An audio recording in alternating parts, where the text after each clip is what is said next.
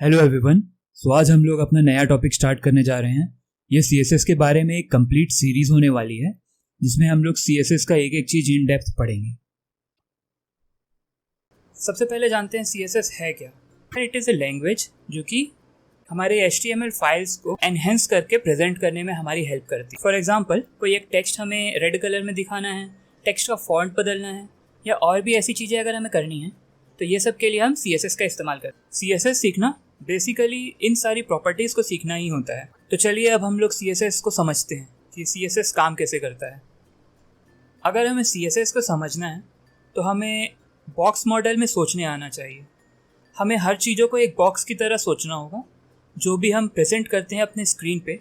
For example अगर हमारे पास headline element है या फिर पैराग्राफ एलिमेंट है या कोई इमेज एलिमेंट भी है तो हमें उन चीज़ों को एक बॉक्स के फॉर्म में देखना होगा जैसा कि आपकी स्क्रीन पर प्रेजेंट हो रहा है। अगर हम चीज़ों को बॉक्स मॉडल में सोचना शुरू कर देते हैं तो CSS समझना हमारे लिए बहुत आसान हो जाए। CSS रूल्स को HTML के एलिमेंट्स के साथ एसोसिएट करता है और वो रूल्स गवर्न करते हैं कि ये एलिमेंट किस फॉर्म में कैसे डिस्प्ले किया जाएगा स्क्रीन। तो देखते हैं CSS का सेलेक्टर और डिक्लेरेशन दिखता कैसा है। ये P टैग जो दिख रहा है हमें वो सेलेक्टर एलिमेंट है। इसका मतलब है हमने सारे पैराग्राफ एलिमेंट्स को सेलेक्ट कर लिया। उसके बाद हम जो भी कर्ली ब्रेसेस के अंदर डिफाइन करते हैं उसमें प्रॉपर्टी और उसकी वैल्यू होती है। जैसा कि आपको दिख रहा है यहाँ पे हम एक साथ चाहें तो एक एलिमेंट या फिर एक से ज़्यादा एलिमेंट को भी सेम प्रॉपर्टीज़ दे सकते हैं। तो ये चीज़ें हमें एफिशिएंटली और फास्टली वर्क करने में हेल्प करती हैं। जैसे यहाँ पे H1 element, H2 element, H3 element तीनों के बीच में कॉमा सेपरेटेड है। तो इसका मतलब ये है कि हमने तीनों एलिमेंट्स को सेलेक्ट किया है। ये जहाँ पर भी हमारे H1, H2 and H3 elements present होंगे वहाँ पे हमारा प्रेजेंटेशन होगा उसका फॉन्ट फैमिली एरियल फैमिली का हो जाएगा और उसके टेक्स्ट का कलर येलो हो जाएगा। तो ये जो प्रॉपर्टीज होती हैं उनकी वैल्यूज कोलन के बाद डिफाइंड होती है। अगर हमें CSS को अच्छे से समझना है तो हमें प्रॉपर्टीज और उनकी वैल्यूज को समझना होगा। अब आते हैं CSS कितने टाइप्स के होते हैं। बेसिकली CSS सिर्फ 3 टाइप के होते हैं। पहला होता है इनलाइन, देन होता है इंटरनल एंड देन एक्सटर्नल। इन तीनों में डिफरेंस ये है जो इनलाइन एलिमेंट होता है वो HTML के साथ ही वर्क करता है। उस टैग एलिमेंट के अंदर ही हम उसे डिफाइन कर देते हैं। फॉर एग्जांपल अगर हमारे पास पैराग्राफ टैग है तो हम P टैग के अंदर ही उसकी स्टाइलिंग दे देंगे। इंटरनल CSS सीट वो होती है जिसमें हम हेड के अंदर अपने सारे स्टाइल डेफिनेशंस को एम्बेड करके रख देते हैं। एंड लास्ट होता है एक्सटर्नल CSS जो कि मोस्टली यूज किया जाता है। इसमें हम एक्सटर्नली CSS को डिफाइन करते हैं एक सेपरेट फाइल में और उसे लिंक कर देते हैं हमारी HTML फाइल से। सो चलिए हम अपने VS कोड पे इसे समझते हैं डिटेल में। सो अब हमने अपना कोड एडिटर खोल लिया है। अब हम तीनों टाइप्स ऑफ CSS को देख लेते हैं अपने कोड एडिटर पे।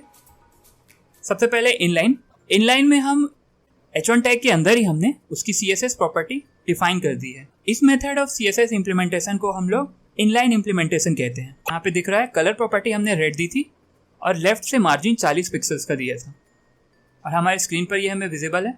यहाँ पे कुछ गैप दिख रहा है, ये है मार्जिन, लेफ्ट मार्जिन इनलाइन के पीछे, और ये पूरा का पूरा H1 टैग रेड कलर में आ चुका है। इनलाइन के बाद इंटरनल स्टाइल शीट के बारे में डिस्कस कर लेते हैं। Internal style sheet basically header tag के अंदर हम स्टाइल शीट को डिफाइन कर देते हैं।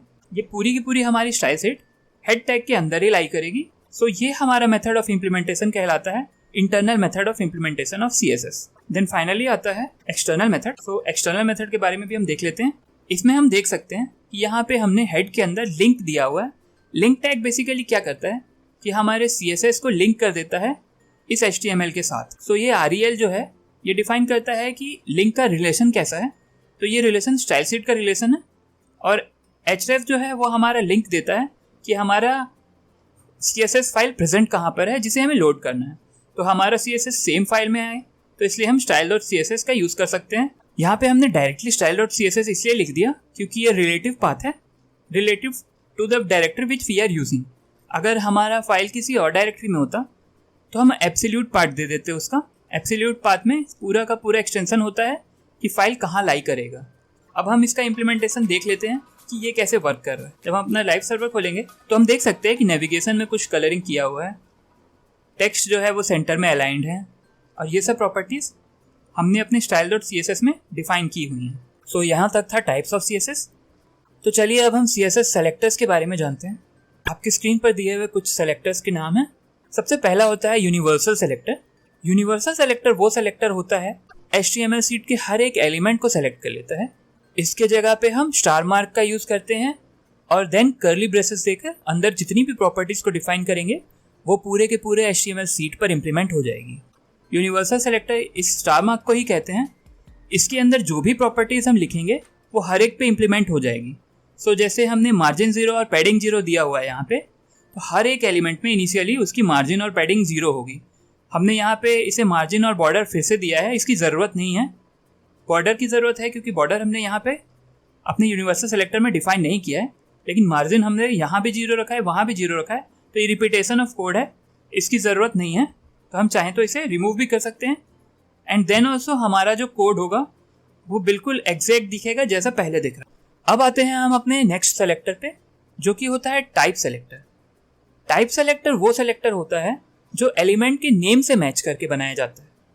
फॉर एग्जाम्पल अगर हमारे पास H1 टैग है तो हम डायरेक्टली H1 लिख के एज अ सेलेक्टर उसका यूज़ करेंगे। अंदर जो भी प्रॉपर्टी हमें डिफाइन करनी है वो डिफाइन कर देंगे। तो H1 हमारा जितने बार भी रिपीट होगा हर एक H1 पे वो प्रॉपर्टीज इंप्लीमेंट हो जाएंगी। आइए अपने कोड एडिटर पे इसे देखते हैं। जैसा हमने कहा था, टाइप सेलेक्टर एलिमेंट के नेम से मैच करता है। li एक टैग है जो कि लिस्ट आइटम के लिए यूज़ होता है और हमने डायरेक्टली उसका यूज़ कर लिया है। तो li टैग यहाँ पे डायरेक्ट यूज़ हुआ है, इसलिए ये हमारा टाइप सेलेक्टर हो गया। नेक्स्ट होता है क्लास सेलेक्टर। क्लास सेलेक्टर में हम अपने टैग की जो भी डिफाइंड क्लास है उस पर्टिकुलर क्लास का यूज़ करते हैं। पीरियड के बाद क्लास का नाम मेंशन करेंगे और कर्ली ब्रेसेस दे के प्रॉपर्टीज डिफाइन कर देंगे। अब आते हैं क्लास सेलेक्टर के बारे में। तो क्लास सेलेक्टर ये अबाउट जो है ये हमारे एक क्लास है जो कि हमारे HTML में इम्प्लीमेंटेड है।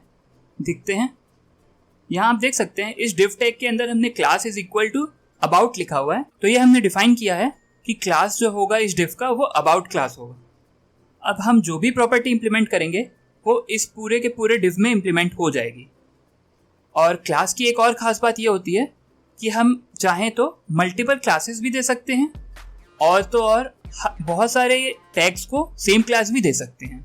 फॉर एग्जांपल अगर इस डिव को हमने अबाउट क्लास दिया है और इस नेव को भी अगर हम अबाउट लिख दें तो इसके अंदर जो CSS इंप्लीमेंट होगा इस नेव बार के लिए भी अब हमारा अबाउट का जो CSS होगा वो इंप्लीमेंट हो जाए। यहाँ हम देख सकते हैं H1 क्लास के अंदर अबाउट हेडर एलिमेंट ये पूरा एक साथ लिखा हुआ है बिना किसी स्पेस के।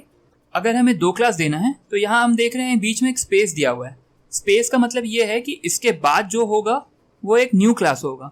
तो अबाउट हेडर H1 ये जो होगा ये सेकंड क्लास है।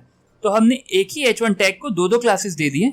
ये सेलेक्टर हर उस टैग पर यूज हो जाएगा जहां पर हमने ये क्लास यूज की है। देन आता है ID सेलेक्टर। ID सेलेक्टर में हम ID का यूज करते हैं। फॉर एग्जाम्पल अगर मेरी ID बटन है, हैशटैग बटन मेंशन करके जो भी प्रॉपर्टीज हमें यूज करनी है वो डिफाइन कर देंगे। ID सेलेक्टर में हम ID का डायरेक्टली यूज कर लेते हैं। इंडेक्स फाइल में हम देखते हैं हमारा ये P टैग है। P टैग के अंदर हमने ID is equal to first दी हुई है, तो ये हमारी ID है। अब ID को अगर हमें स्टाइल शीट में यूज करना है तो हैशटैग एंड देन ID का जो नाम था, जैसे यहाँ पे हमारा नाम फर्स्ट था तो हमने फर्स्ट का यूज कर लिया। ये हमारा ID सेलेक्टर हो गया। ID सेलेक्टर जो होता है वो मोर स्पेसिफिक होता है और हम मल्टीपल चीज़ों को सेम ID नहीं दे सकते। ID is a unique property. जैसे आपके कॉलेज या आपके स्कूल में आपका रोल नंबर होता है वैसे ही ID होती है जो हर एक टैग के लिए यूनिक होनी चाहिए। देन आता है चाइल्ड सेलेक्टर। चाइल्ड सेलेक्टर में हम मैच करते हैं डायरेक्ट चाइल्ड को। जो भी डायरेक्ट चाइल्ड होगा उससे सेलेक्ट करने के लिए हम चाइल्ड सेलेक्टर का यूज़ करेंगे। इसको देखते हैं एक बार।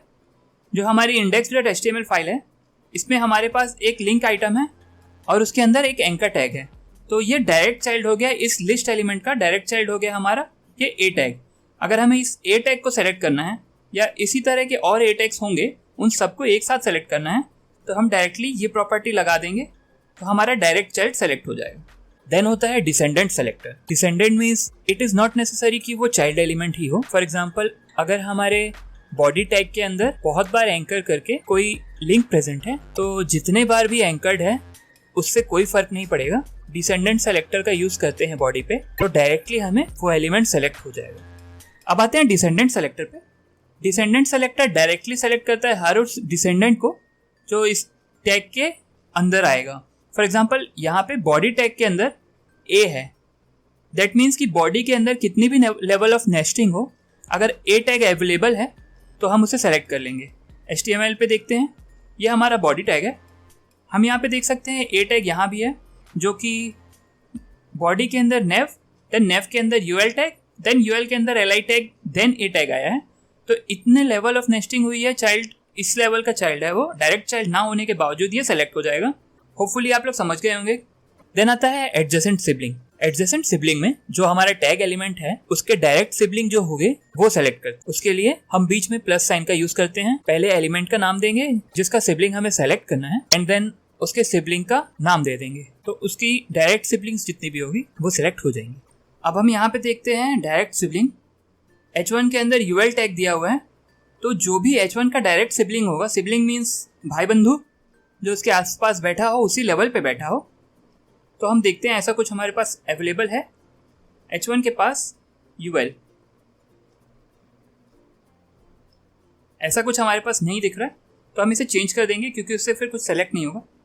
H1 के साथ अगर हम div कर दें तो हम देख सकते हैं कि ये H1 के जस्ट क्लोज में ये div है, तो ये सेलेक्ट हो जाएगा और वो प्रॉपर्टी जो भी हम लगाएंगे वो इस div पर इंप्लीमेंट हो जाएगी। देन आता है general sibling selector. Adjacent sibling होना नेसेसरी नहीं होता है जनरल सिबलिंग सेलेक्टर में। देन डिस्कस करते हैं जनरल सिबलिंग सेलेक्टर के बारे में। जनरल सिबलिंग सेलेक्टर में ज़रूरी नहीं है कि वो एडजेसेंट सिबलिंग ही हो, बस सिबलिंग होना ज़रूरी है। तो हम इंडेक्स में देख लेते हैं। जैसे H1 का यहाँ पे div था, ये था एडजेसेंट सिबलिंग, लेकिन उसके अलावा जितने भी सिबलिंग्स हैं ये तो उसके सिबलिंग्स होंगे। अगर इनमें से किसी को हमें सेलेक्ट करना है, देन उस केस में हम जनरल सिबलिंग का यूज़ कर सकते हैं। ये उस सिबलिंग को सेलेक्ट कर लेगा एंड जो प्रॉपर्टी उसमें लगी है वो यहाँ इंप्लीमेंट हो जाएगी। अब आते हैं CSS रूल्स के बारे में। CSS रूल्स के बारे में हम जानेंगे। अगर एक ही एलिमेंट पे एक या एक से ज़्यादा रूल्स अगर हम लगा देते हैं तो कौन सा रूल प्रेसिडेंस लेगा, यह डिसाइड होता है इन रूल्स से। Last rule, specificity and important. Then last rule कहता यह है कि जो भी लास्टली इम्प्लीमेंटेड होगा उसकी प्रॉपर्टी इस्तेमाल कर ली जाएगी। सो यहाँ पे रेड यूज होना चाहिए। देख लेते हैं, ये हमारा डॉजन जो है ये हमारा आई टैग के अंदर लाई कर रहा है। अगर हम इस सर्वर पे रन करके देखें तो हम देख सकते हैं कि यहाँ पे जो डजन्स है वो रेड में इंप्लीमेंट हो गया है। स्पेसिफिसिटी ये कहता है जो भी मोर स्पेसिफिक होगा उसकी रूल इंप्लीमेंट कर दी जाएगी।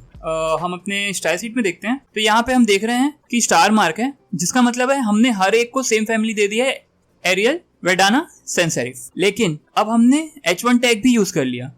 ये तो जनरल सेलेक्टर था जिसने यूनिवर्सली सबको सेलेक्ट किया, यूनिवर्सल सेलेक्टर, लेकिन ये H1 टैग उससे ज़्यादा स्पेसिफिक है क्योंकि ये H1 टैग्स को ही सेलेक्ट कर रहा है सिर्फ। तो अब इसकी प्रॉपर्टी इंप्लीमेंट हो जाएगी। ऑर्डर से कोई फर्क नहीं पड़ता अगर हमने H1 ऊपर लिख दिया या नीचे लिख दिया। सो हम देख सकते हैं पोटैटोज की जो फॉन्ट फैमिली है वो डिफरेंट है बाकियों से। अब आता है इम्पॉर्टेंट। इम्पॉर्टेंट ये कहता है कि अगर हमें कुछ भी प्रॉपर्टी है उसे इम्पॉर्टेंट डिफाइन कर देंगे तो वो इम्प्लीमेंट होगी ही होगी, irrespective of last rule and specificity rule. अगर वो रूल लग भी रहे हों तो भी वो ना लग के ये रूल इम्प्लीमेंट कर दिए जाएंगे। यहाँ पे आप देख सकते हैं लास्ट रूल के अकॉर्डिंग होना चाहिए था वायलेट, लेकिन पी के अंदर बी टैग जो है इसे देखते हैं हम है क्या वो। ये हमारा पी टैग है, इसके अंदर बी टैग पोटैटो है। तो अगर हम अपना index.html लिंक खोलते हैं तो देख सकते हैं पोटैटो का कलर ब्लू ही है, जबकि लास्ट रूल के अकॉर्डिंग इसका कलर वायलेट होना चाहिए था। तो ये इंपॉर्टेंट टैग ये काम करता है, इस रूल को हाईली इंपॉर्टेंट डिफाइन कर देता है और वो इंप्लीमेंट करवा देता है। CSS में कुछ प्रॉपर्टीज पर इनहेरिटेंस अप्लाई होता है। इनहेरिटेंस प्रॉपर्टी ये कहती है कि जो भी उसके पेरेंट का वो प्रॉपर्टी होगा, चाइल्ड एलिमेंट भी उसी प्रॉपर्टी को इंप्लीमेंट कर लेगा। एग्जाम्पल के तौर पे फॉन्ट फैमिली या फिर फॉन्ट कलर को अगर हम देखें तो अगर हम अपने पेरेंट एलिमेंट में फॉन्ट फैमिली डिफाइन करके रखे हैं तो हमें ज़रूरी नहीं है कि चाइल्ड एलिमेंट के लिए हमें फॉन्ट फैमिली देनी हो। अगर हम फॉन्ट फैमिली नहीं देते हैं तो वो अपने पेरेंट की फॉन्ट फैमिली को ही इम्प्लीमेंट कर देता है, और अगर हम देते हैं तो वो ओवरराइट हो जाता है एंड जो हमने क्लोजली दिया है करेंटली वो इम्प्लीमेंट हो जाता है। Same goes for colour. Text का कलर इनहेरिट करता है उसके पेरेंट से जब तक हम उसे एक्सटर्नली दोबारा डिफाइन ना करें। इनहेरिटेंस रूल हर एक प्रॉपर्टी पर इंप्लीमेंट नहीं होता, क्योंकि अगर ऐसा होने लगा तो ये बहुत कॉम्प्लेक्स हो जाएगा। इस रूल को स्पेसिफिकली कुछ प्रॉपर्टीज पर ही यूज किया गया है। सो आज के लिए इतना काफी होगा। अब हम अपने नेक्स्ट चैप्टर में कलर्स के बारे में डिस्कस करेंगे, कलर्स का इम्प्लीमेंटेशन कैसे होगा ये जानेंगे।